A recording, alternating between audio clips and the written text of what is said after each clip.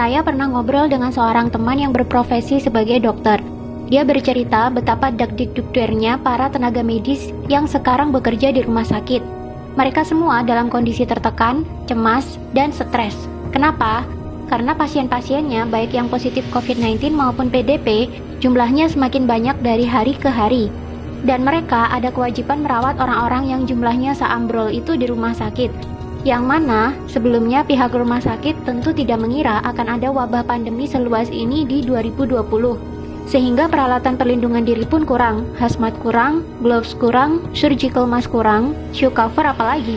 Googles juga kurang banget.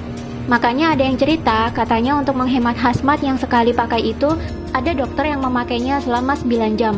Nggak boleh dilepas, karena sekali dilepas, harus dibuang dan diganti dengan yang baru, yang steril. Sedangkan stok sangat terbatas. Jadi dalam 9 jam itu, dokter tidak boleh makan, minum, pipis, dan BAB. Biar APD, terutama hazmat yang sudah dipakai tidak perlu dilepas dan dibuang.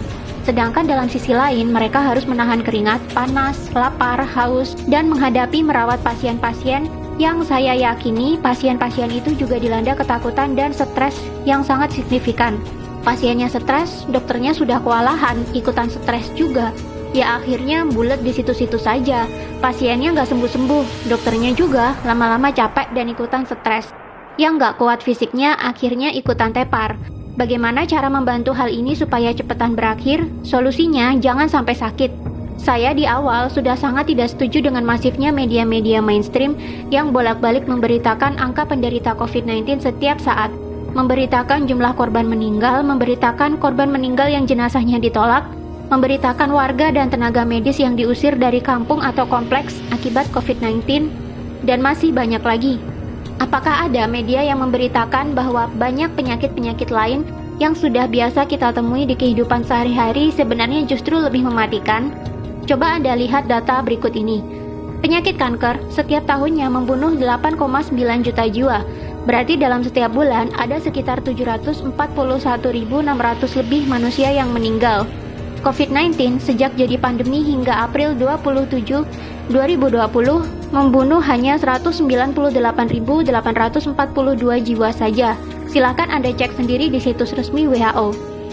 Padahal, COVID-19 baru jadi pandemi dimulai sejak Januari 2020. Katakanlah sudah ada 3 bulan sampai sekarang, maka COVID-19 baru membunuh 66.000 orang setiap bulannya. Jumlahnya loh, cuma 8,9% dibandingkan dengan kematian akibat kanker. Dan sekarang sudah diterapkan lockdown di mana-mana yang katanya cara ini efektif menurunkan kurva paparan COVID-19. Walau sebenarnya kalau saya lihat skema lockdown juga curiga sih. Hehe.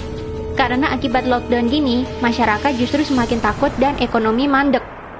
Kantor dan toko yang buka dipaksa tutup. Orang jadi nggak punya penghasilan.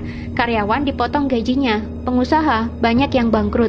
Pemerintah jadinya harus sedia banyak dana, selain untuk kebutuhan medis, tapi juga untuk stimulus ekonomi dan bantuan warga terdampak PSBB, supaya orang-orang tidak kelaparan akibat tidak bisa cari nafkah.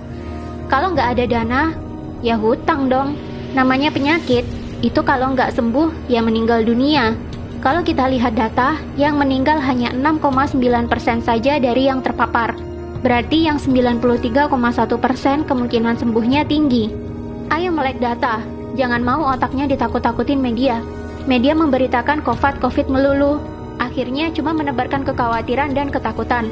Orang yang khawatir, takut, was-was, sistem imun tubuhnya malah turun. Akhirnya malah kena penyakit macam-macam. Kalau dia bolak-balik melihat berita COVID, dan dia jadi khawatir dan stres karena COVID, dia bisa saja malah kena COVID-19 sungguhan. Sistem imunnya kalah sama ketakutan dan stres. Jadi bagaimana solusinya supaya kita nggak sakit dan nggak merepotkan tim medis? Yang pertama, matikan televisi. Nggak usah nonton televisi kalau beritanya COVID melulu. Masih lebih mending kalian nonton drama Korea, walau sambil nangis-nangis kayak kecipratan bawang merah.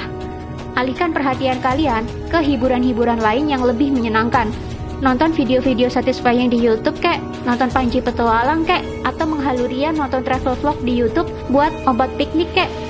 Yang kedua, selalu berpikirlah untuk happy. Happy is the key. Harus bahagia. Berkomunikasilah dengan orang-orang yang positif. Tontonlah acara humor, bermainlah dengan kucing kesayangan, bermainlah dengan anak kalian yang masih unyu-unyu, pacaranlah dengan istri. Romantis-romantisan sama istri bisa bikin hormon kebahagiaan naik loh.